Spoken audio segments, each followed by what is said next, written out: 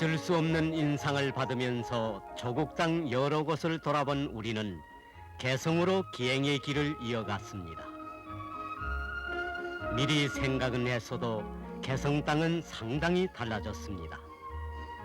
소나무와 돌이 많다고 그대로 이름지어 불러온 송악산 남쪽 기슭에 펼쳐진 개성시는 옛 모습을 찾아보기 힘들었습니다.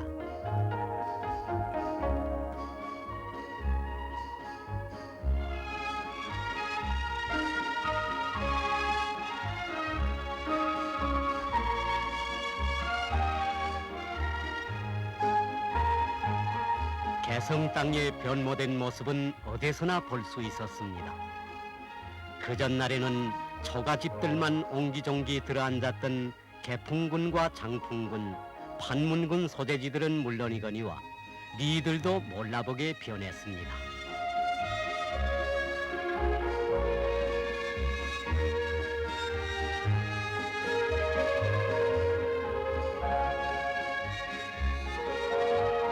도급과 같은 기능을 수행하고 있는 개성시의 행정구역은 개성시와 개풍, 장풍, 판문 등 3개의 군으로 나누어지고 있으며 자연 지리적으로는 9이령 산줄기가 뻗어 있고 동쪽에는 림진강, 서쪽에는 예성강이 흐르고 있습니다.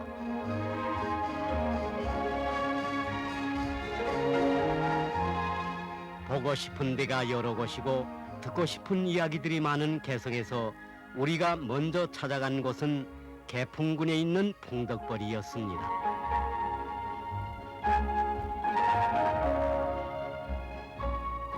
비옥한 땅을 가지고 있으면서도 봄에는 가물 피해, 여름에는 짠물 피해를 보면서 농사를 지어야 했던 이 고장의 이야기를 우리는 용산마을 김대겸 관리원장에게서 들었습니다. 그러니까 이전에는 물 걱정도 많이 했고 짠물 피해도 많이 입었다고 합니다. 예, 그렇습니다. 여기 한강포에 배수관문을 막기 전에는 우리 벌의 농민들이 1년 내내 애써 지어놓은 농사를 하루아침에 이 서해바다 짠물이 밀려들어서 망쳐버리곤 했습니다. 그러던 것을 위대한 수령님께서 여기에 한강호 배수관문을 막아주신 이후부터는 우리 농민들이 영영 물난리를 모르고 해마다 만풍년을 이루고 가고 있습니다. 지금으로부터 30해 전인 1957년 8월 어버이 수령님께서 무더운 삼복도이도 마다하시고 여기 풍덕벌에 찾아오시어 신해방지구 농민들의 간절한 소원을 풀어주신 그 사랑이 있어 오늘은 수리화가 완성된 벌에서 억년 물 걱정을 모르고 해마다 풍년 농사를 짓게 되었습니다.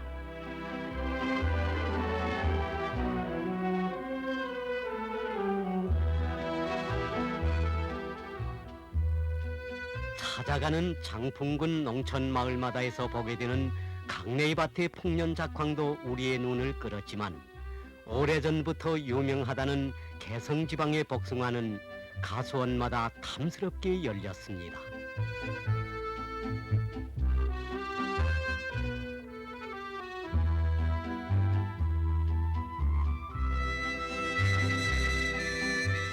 향기로운 복숭아 맛에 정신을 팔았던 우리가 판문 땅으로 가서 들린 것은 참외밭이었습니다.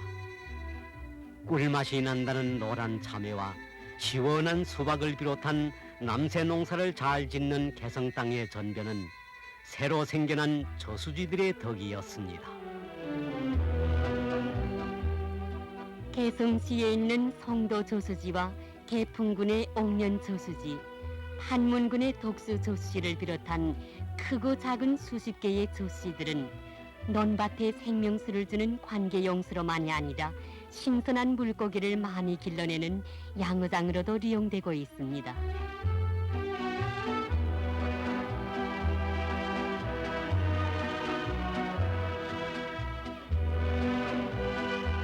우리가 장풍군을 비롯한 개성 지방의 여러 곳에서 자주 볼 수 있은 것은 마음 놓고 뛰노는 사슴떼였습니다.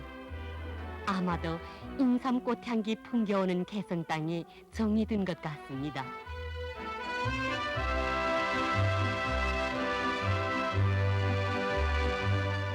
개성이 인삼으로 유명하다는 말은 오래전부터 많이 들었어도 가는 곳마다 이렇게 인삼밭이 있는 줄은 몰랐습니다. 참말로 인삼꽃과 열매는 볼수록 신비스럽게 생겼습니다. 특유한 인삼 향기가 구내에 넘쳐나는 개성 인삼 가공 공장을 찾았을 때는 인삼 수확이 끝난 뒤여서 직장들마다 가공 작업이 한창이었습니다.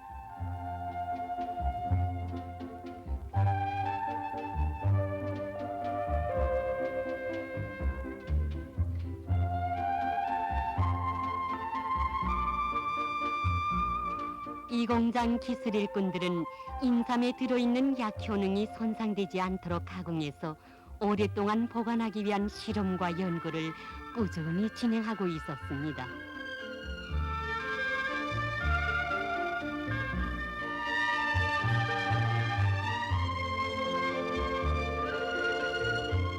장생불로하는 명약으로 세상에 널리 알려진 인삼은 그 가공이 높은 수준에서 진행되고 있었습니다.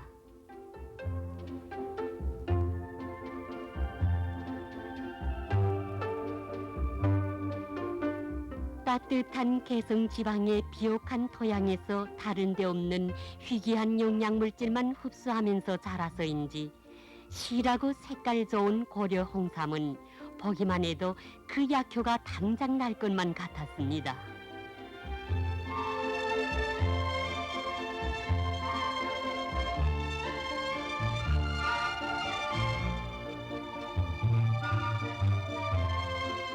그 전날에는 권세 있고 돈 많은 특권 지배층만이 독점했던 개성 인삼이 오늘은 우리 인민들의 무병장수 보약으로 널리 이용되고 있으며 또한 수십 가지 효능 높은 약으로 가공되어 다른 나라에 많이 수출되고 있습니다.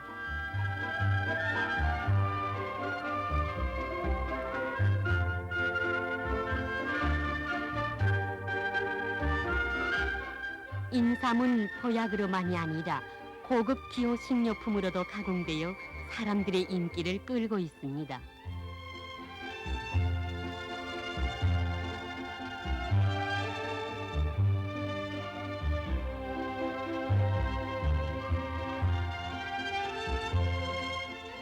이 지방 특산의 하나로 불리우는 개성 인삼술은 국제시장들에서 여러 번 금메달을 받아 더욱 그 이름이 널리 알려지게 되었습니다. 여러 가지 인삼 제품을 인상 깊게 본 우리는 개성 방직 공장도 찾았습니다. 인민들을 더 잘 입히시려는 오보이 수령님의 사랑에 대한 이야기를 들으면서 우리는 공장을 돌아보았습니다. 여기가 바로 일본 놈 때는 선은 형사딸이었고 니승만 통치 시대 때는 숱한 애국자들을 가둬냈던 형사딸입니다. 1950년 해방이 돼서야 여기서 나와서 사람 대접을 받으면서 살 수 있었습니다. 이 담장이 바로 그때 그 담장입니다. 일본 놈들과 니승만이가 인민들을 가혹하게 통치하던 그 감옥 자리에 현대적인 방직 공장을 세웠습니다.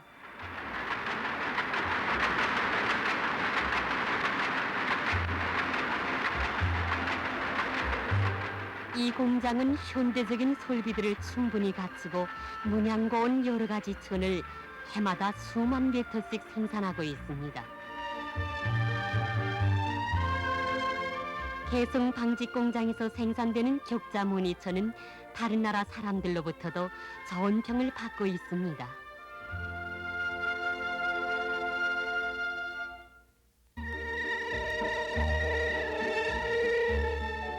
우리는 개성 수의 수출품 공장에서 근면하고 재능 있는 개성 여성들의 수의 솜씨를 볼 수 있었습니다.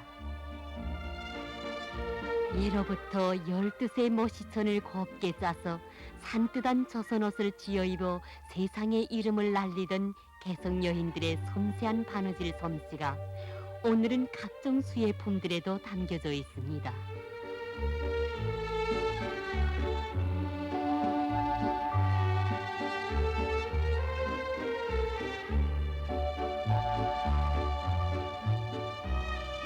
개성 지방은 특산물이 참으로 많이 생산되는 고장입니다.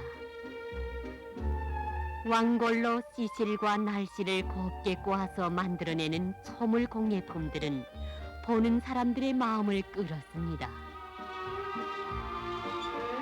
소물 벽걸이를 비롯한 120여 가지의 소물 공예품들은 전문 생산협동조합들에서만이 아니라 가정부인들도 짬짬이 만들어내고 있었습니다.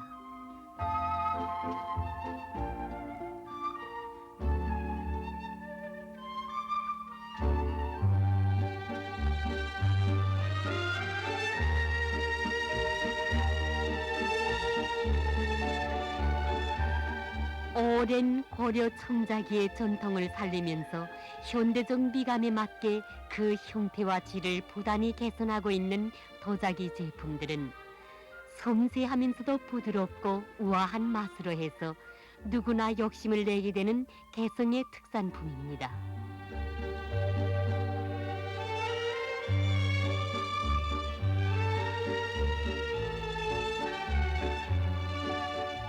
자체의 힘과 기술을 가지고 중소화학공업과 철제일용공업을 발전시켜 나가고 있는 개성에서는 제품의 질을 높이는 데 더 큰 힘을 돌리고 있습니다.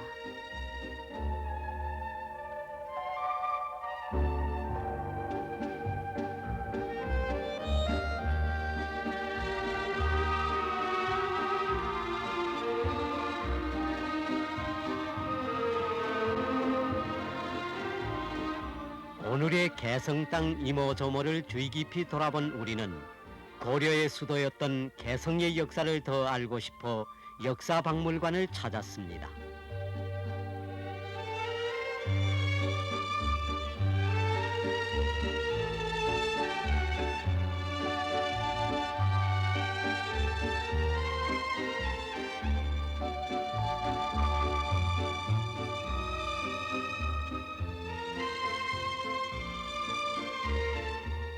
일찍이 통일국가로서 세상에 그 이름 널리 알려져 있던 고려 500년의 역사를 충분히 알 수 있도록 진열해 놓은 국보적인 유물과 사료들을 보면서 우리는 자주 걸음을 멈추었습니다.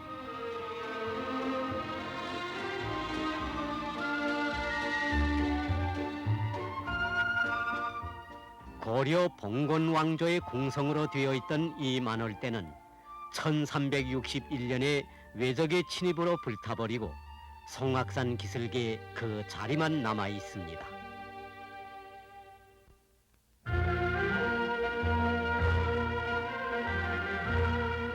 고려 도읍으로 번성했던 개성 지방의 많은 역사 유적과 유물들이 지금도 잘 보존되고 있습니다.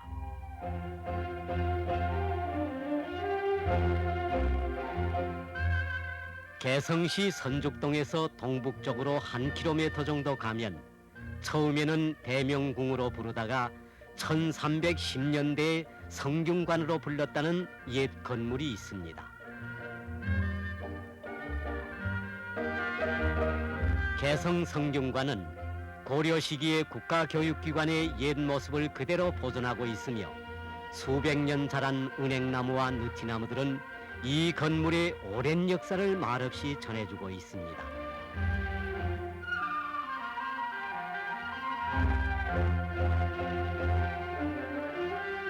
개성 땅을 찾는 사람이면 누구나 먼저 생각하게 되는 개성 남대문입니다.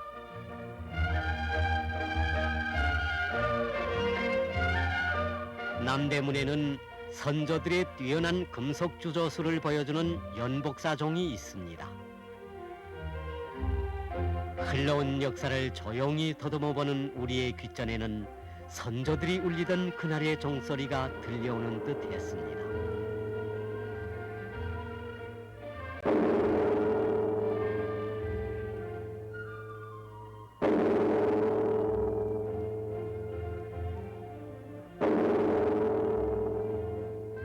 사자선선 귀중한 국보로 간직해오던 개성 남대문과 연복사종은 미제 침략자들에 의해 혹심한 피해를 입었습니다.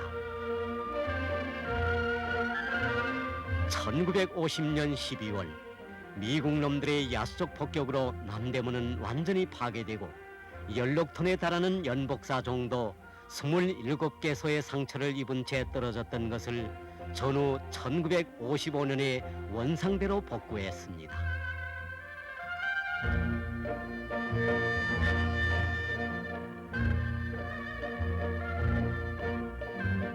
고려 충신으로 알려진 정몽주의 이야기와 함께 보존되고 있는 선주교입니다.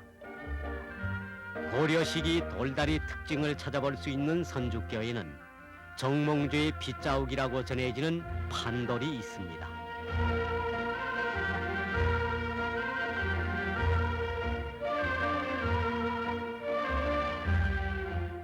선주교 맞은 쪽에는 2개의 표층비가 있습니다. 수십 톤의 무게를 가진 돌을 생동한 형상수법으로 다듬어 놓은 거북이 돌 조각을 보면서도 우리는 선조들이 이룩한 재능 있는 석조 기술의 일단을 찾아보게 되었습니다.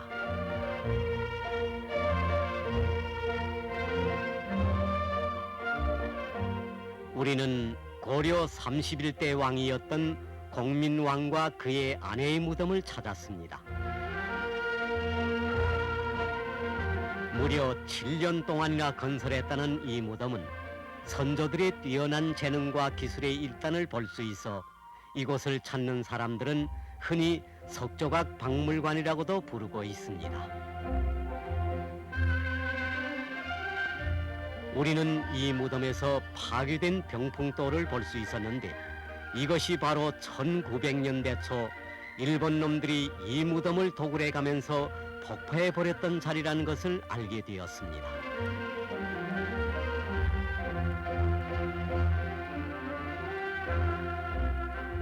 박연 폭포에서 골짜기를 따라 1km 정도 올라가면 관음사가 있습니다. 1000년의 역사를 가진 대웅전의 닷집과 유물은 오늘도 귀중히 보존되고 있습니다. 떨어지는 물소리 십리 밖에서도 들린다는 박연 폭포가 대웅산 밑에 있습니다.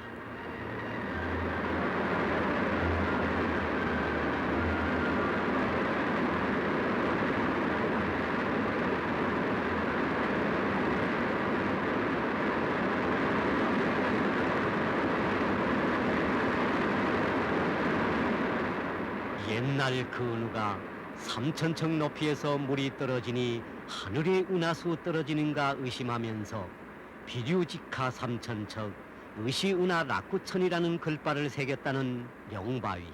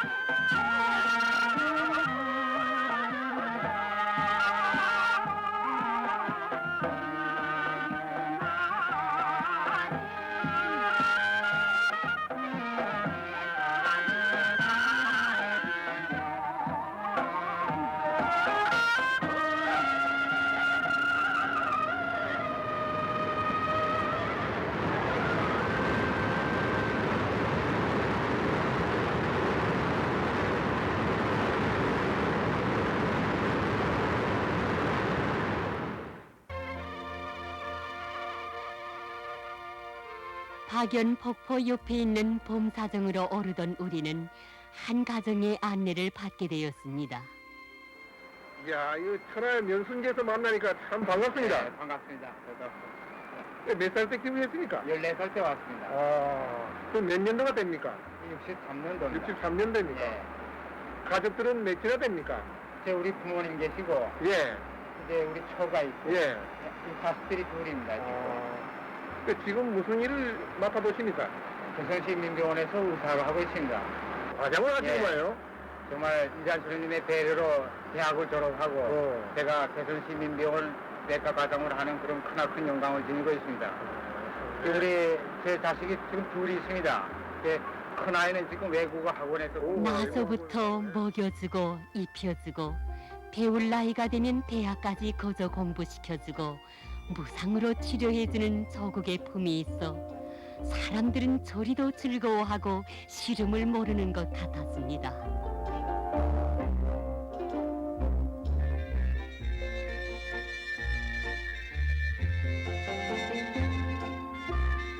고유한 민속놀이가 있어 더 깊은 추억으로 남게 될 박연을 뒤에 두고 우리는 고려동으로부터 잔암동에 이르는 조선식 기와집 거리로 발걸음을 옮겼습니다.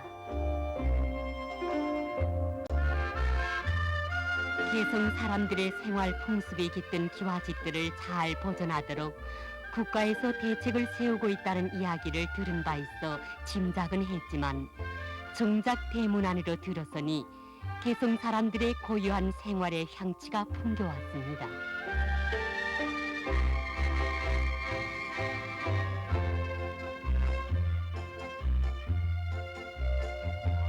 일본 놈과 리승만 통치 밑에서 살 때에는 학교 문전에 가보기 힘들던 많은 개성 사람들이 오늘은 인구 3명당 한 사람이 무료 교육의 혜택으로 성도대학을 비롯한 각급 학교들에서 배우고 있습니다.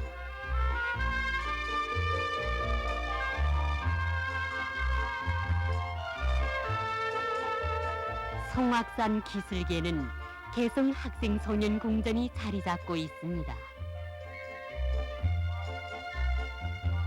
개성 지방의 학생 소년들을 위해 나라 형편이 어려웠던 1956년에 궁전을 세워주신 오보이 수령님의 뜨거운 그 사랑은 개성 사람들의 가슴 속에 깊이 간직되고 있으며 배를 이어 길이 전해지고 있습니다.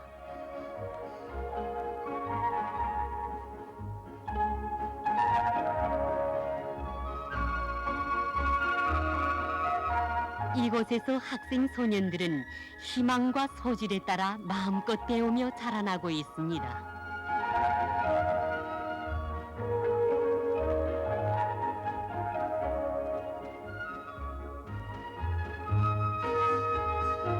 조국 해방 전쟁이 한창이던 1951년부터 전문예술단을 가지고 있던 개성에서는 오늘도 민족예술을 적극 발전시켜 나가고 있습니다. 찾는 곳마다에서 잊을 수 없는 인상을 받아 안던 우리는 개성시 인민병원에도 들렸습니다. 병이 나면 무상으로 치료받을 권리가 법으로 된 조국의 고마운 품을 여기서도 느낄 수 있었습니다.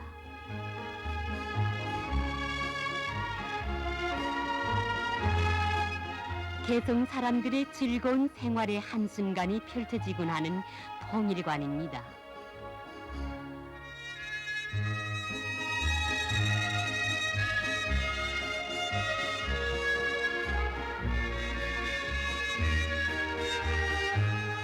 외국 사람들도 먼저 찾고 있는 개성 지방의 특식은 여러 가지가 있습니다.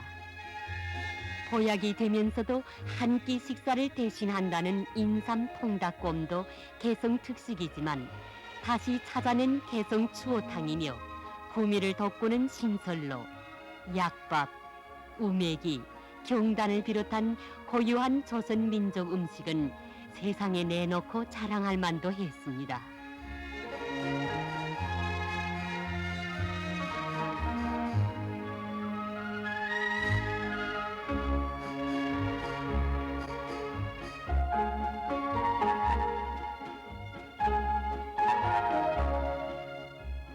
위대한 수령님 대 조국 통일을 이룩하시려는 친애하는 김정일 동지의 구상을 가슴 뜨겁게 받아안고 사는 사람들은 어디서나 만날 수 있었습니다.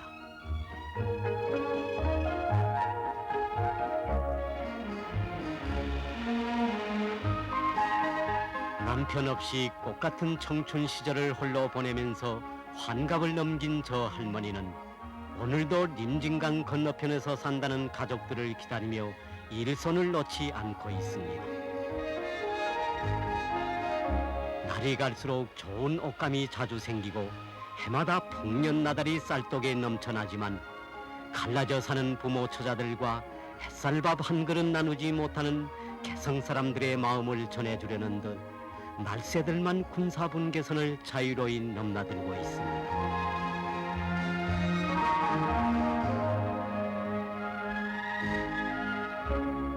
이 길을 따라 한참 가면 대성동 마을에서 사는 아버지와 형님을 만날 수 있으련만 이 아들은 40살이 잡히도록 단 한 번도 이 길을 끝까지 가보지 못하고 있습니다.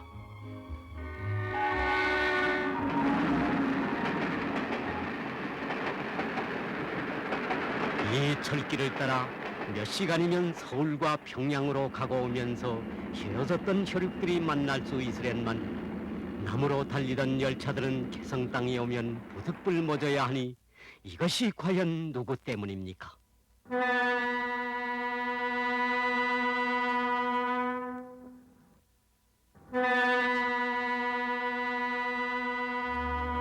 이 세상 그 어느 나라에서도 볼 수 없는 군사분계선이란 표말이 꽂혀 있어 한나라 강토가 둘로 갈라지고 한 핏줄을 이은 가족 친척들이 헤어져 살아야 하는 20세기의 인간 비극사가 오늘 조선 땅에서만 기록되고 있습니다. 언어와 민족이 다른 외국 사람들까지도 조선의 분단을 같이 우려하며 동정해주고 있는 이 시각, 역사학을 전문하는 저 동포는 참을 수 없게 쓰려오는 아픔을 심장으로 외치고 있습니다. 저는 국사를 논하는 정객도 아니고 기업을 경영하는 상고인도 아닙니다. 저는 우리 선조들이 이렇게 놓은 역사와 문화 전통을 사랑하는 역사 연구자의 한 사람입니다.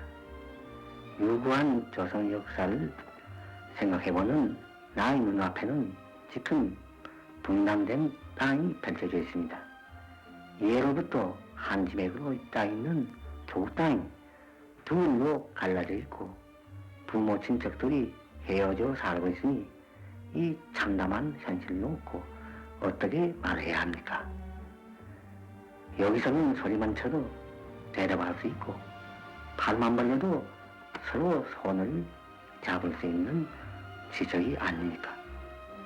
예로부터 지구에 나라들이 생기고 국경을 가르는 표마른 박은 적 있어도 한나라 땅에 한 민족이 서로 오고 갈 수 없게 콘크리트 장벽과 철조망을 쳐서 국경 아닌 국경으로 되어 있는 나라는 내 아직 동서고금에 알지 못합니다.